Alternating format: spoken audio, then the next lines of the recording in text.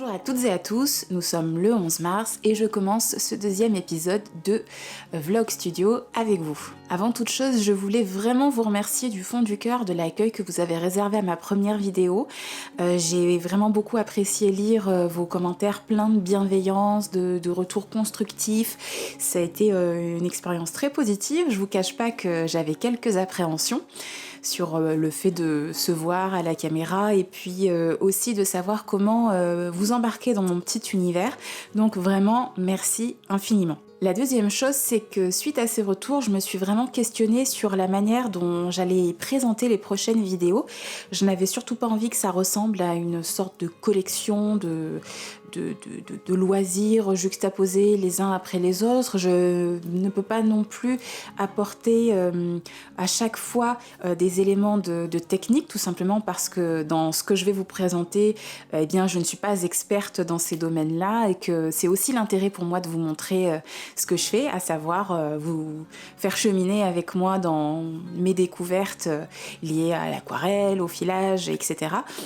Donc se poser la question de savoir quel fil dérouler pour vous en montrer un peu plus, sans que ce soit trop long, trop répétitif, que ça reste intéressant pour vous et que ça soit épanouissant pour moi. J'ai essayé de me souvenir du conseil d'une amie très chère qui s'appelle Laura. Je cherchais une idée pour faire un dessin de sac. Elle m'avait dit finalement le mieux c'était de faire quelque chose qui me plaise parce que si ça me plaît à moi, il y aura forcément des gens à qui ça plaira. J'ai commencé à laisser un petit peu mon esprit vagabonder sur l'idée de refuge, de havre de paix, de quelque chose de protégé, d'enveloppant, qui n'appartient qu'à soi. Et c'est sur cette idée que j'ai basé mon illustration de ce mois-ci. Le premier outil dont je me sers est un grand cahier, format A4, avec des pages blanches, pour pouvoir noter toutes mes idées, faire mes recherches avant de commencer mon illustration. Pour m'aider à trouver des idées, je consulte les différents tableaux Pinterest que j'alimente depuis plusieurs années. Chaque fois que je vois une photo dont j'aime les couleurs, la composition, le thème, l'ambiance, je l'épingle de manière à pouvoir la retrouver plus tard et m'en servir comme source d'inspiration. Je fais une sorte de brainstorming en fait où je procède par association d'idées pour allier des objets, des concepts, des mots que j'aime bien et ensuite tirer une idée générale. À titre d'exemple, les mots que j'avais retenus pour cette illustration-là étaient grands espaces, paysages, voyages, tente, nomade, intérieur mystérieux, objets précieux, intérieur douillet, bulles préservées. Au niveau de la technique, j'en profite aussi pour noter, voire pour esquisser les objets que j'ai l'habitude de dessiner et qui me plaisent et que je pourrais éventuellement intégrer à ma composition, ou alors noter des objets que je n'ai pas du tout l'habitude de dessiner et qui représentent un petit défi. Ensuite commence réellement le dessin. En dessinant de petits carrés ou des rectangles, je vais délimiter des espaces qui me serviront à imaginer la future composition de mon dessin. Travailler sur de petits espaces permet de tester différentes compositions et cela de manière assez rapide pour ensuite sélectionner la version qui nous plaît le plus. Ça m'a fait penser en fait à un terrarium, ce petit monde protégé, cet écosystème qui fonctionne en vase clos. Et j'ai eu très envie de créer un petit monde protégé dans un pot de confiture et qui en même temps rappelle les grands espaces, l'évasion et la sérénité. Une fois ma palette identifiée et les éléments graphiques sélectionnés, je passe à la réalisation d'un croquis plus détaillé. Cette fois-ci, j'utilise une feuille d'imprimante blanche toute simple qui va me permettre de poser vraiment précisément les différents éléments de la composition.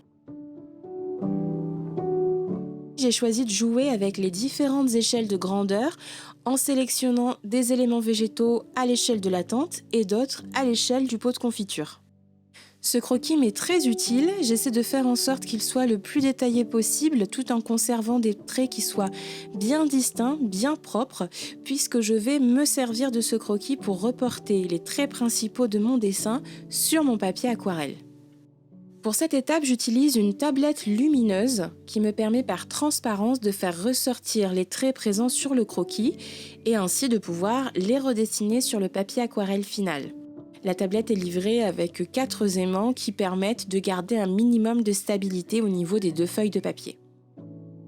L'avantage de faire un croquis puis de reporter son dessin grâce à la tablette lumineuse, c'est que personnellement, ça m'évite d'avoir à gommer sur mon beau papier aquarelle et de venir détériorer la première couche qui garantit une bonne stabilité des couleurs et une bonne diffusion de l'eau. Cette technique est d'ailleurs utilisée par des illustratrices et des illustrateurs reconnus. C'est notamment le cas de l'artiste russe Tonia Tkash, dont je ne sais pas du tout si je prononce correctement le nom n'étant pas russophone. En tout cas, si vous aimez le travail d'aquarelle coloré, détaillé, associé au monde de l'illustration pour enfants, je vous invite vraiment à aller voir son profil Instagram. C'est en plus une artiste qui a la générosité de partager ses techniques. Elle réalise assez régulièrement des petits tutos vidéo. Et si vous allez consulter les liens disponibles dans sa bio via son Linktree, vous aurez en plus la possibilité de voir les différentes associations qu'elle a choisi de soutenir en Ukraine.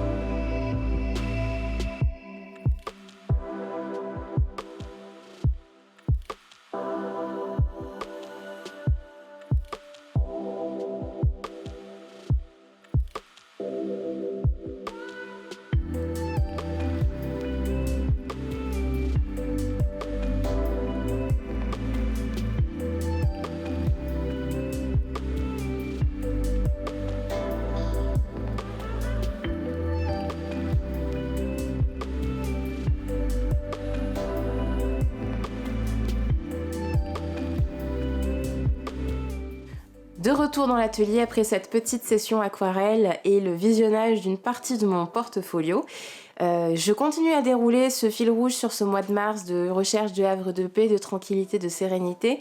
Et si en dehors du dessin, il y a bien quelque chose qui me réconforte, c'est de m'emmitoufler dans un gilet bien douillet, bien chaud.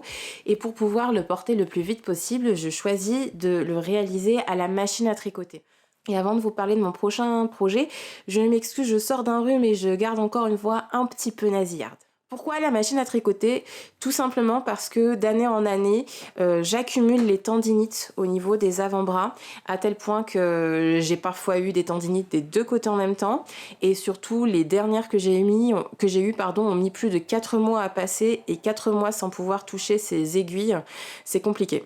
J'entends une moto en arrière-plan, j'habite à la campagne, donc ça risque de se reproduire. Là aussi, désolée. Tricoter à la machine me demande évidemment des efforts, de manipuler le chariot, de manipuler les aiguilles et les mailles, donc ça fait travailler l'épaule, le bras, l'avant-bras et évidemment le poignet, pas mal le pouce aussi, mais c'est sur une période qui est relativement courte pour pouvoir obtenir un vêtement entier. Donc j'ai pris cette habitude depuis quelques mois, quelques années même maintenant, d'essayer de privilégier la machine à tricoter pour les vêtements. Et je me garde le tricot à la main pour les châles que je considère un peu comme des bijoux en laine en fait. L'une des difficultés de départ que j'ai rencontrées quand j'ai commencé à tricoter à la machine, c'était de trouver des patrons qui soient adaptés à cet usage, donc des patrons qui se tricotent la plupart du temps en bottom-up, donc du bas vers le haut, en aller-retour, puisque ce sont des pièces qu'on va coudre. Moi, ma machine à coudre ne dispose que d'une seule fonture, donc je ne peux pas tricoter en rond, je dois coudre et assembler les pièces. Et pour ça, je remercie beaucoup Laura, la même amie dont je parlais un petit peu plus tôt, qui m'a fait découvrir un site qui s'appelle Custom Fit et qui permet en fait de générer des patrons sur des bases existantes ou alors d'en créer un de A à Z en fonction de ses mensurations et en fonction de l'échantillon de sa laine. J'apprécie énormément ce système alors qu'il demande de souscrire à un petit abonnement mensuel parce que ça permet vraiment d'avoir un vêtement adapté à sa morphologie. On peut absolument tout choisir, le type d'encolure, la longueur des manches, si on veut des manches montées, des manches qui tombent. Et puis surtout, sur un patron, on peut vraiment l'adapter à tout type de morphologie. Et moi, les mensurations que j'ai cette année ne sont pas du tout les mêmes qu'il y a 2 ans. Donc ça me permet de reprendre un patron qui m'avait plu, mais en ajoutant quelques centimètres pour que je me sente à l'aise. Pour ce gilet-ci, j'ai choisi la base de patron qui s'appelle Inlet Cardigan. Donc c'est un patron avec une encolure ronde assez près du cou, des manches montées. Et moi j'ai choisi de le réaliser en Ulysse de Dererum Natura, coloris poivre et sel. C'est une merveille de laine moelleuse, chaude, douce malgré son rendu visuel un peu rustique que j'apprécie beaucoup. Et j'ai évidemment déniché mes pelotes dans la jolie boutique d'Anna, de mon amie Anna, à Grenoble, aka Lanae Tricot. Alors le Inlet Cardigan, c'est un gilet que j'avais déjà eu l'occasion de tricoter en version très basique, un peu crop, et là j'avais envie de lui ajouter un joli détail en dentelle, donc j'ai fait un petit peu l'inventaire de mes patrons dans ma librairie sur Ravelry, et je me suis rappelé que Nadia Crétin-Lechen avait sorti récemment une nouvelle version de son célèbre Lady Marple, et je me suis donc décidée à ajouter ces jolies bandes de dentelle sur le devant, et trêve de bavardage, je laisse place tout de suite aux images pour vous montrer comment est-ce que j'ai réalisé ce gilet.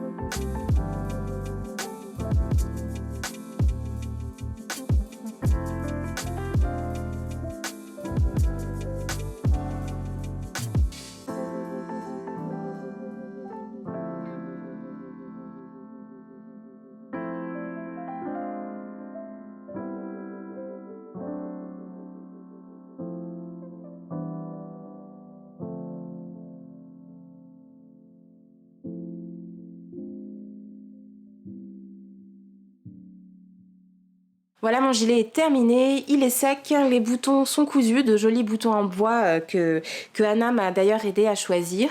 Je l'aime énormément, je trouve que le rendu de la laine est superbe, les points se sont bien régularisés au blocage.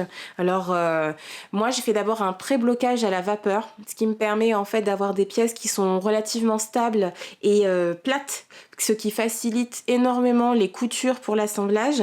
Et ensuite, pour retirer vraiment la paraffine qu'on applique au moment du bobinage et qui permet à la laine de bien glisser dans le chariot et les aiguilles, je lui fais un petit bain avec une lessive adaptée. Là, c'était de Le Calan parfum jasmin, il me semble, mon préféré dans cette marque-là.